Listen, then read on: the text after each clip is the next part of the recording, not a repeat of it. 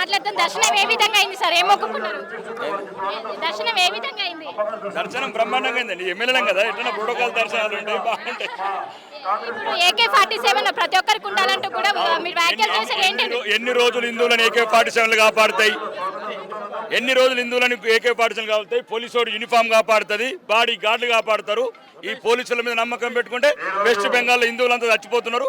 కాబట్టి హిందువులు మీరు ఐక్యతగా ఉండండి, ఒకరికొకరు కండి, పార్టీలకు అతీతంగా హిందువులం మనం ఒకటి కావాలని అంటున్నాను. అంతే. పోలీస్ వ్యవస్థ విఫలమవుతుందని చెప్తున్నారు. పోలీస్ వ్యవస్థ విఫలమవుతుందని చెప్తున్నారు. పోలీస్ వ్యవస్థ 10 మంది భక్తులకు 100 మంది పోలీసులు ఉంటే భవిష్యత్తులో పోలీసులు ఎక్కడికి వెళ్ళి తెస్తారు?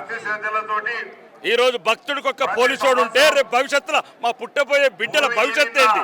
కాబట్టి హిందువులు ఐక్యత ఉండి ప్రతి ఒక్క బిడ్డ ఆయుధం కన్నెక్క AK-47 మీరే కావాలని కోరుకుంటున్నాను. మన రాష్ట్రంలోనే ఇదే విధంగా పరిస్థితి ఉందా? దేశవ్యాప్తంగా ఇదే పరిస్థితి ఉందా?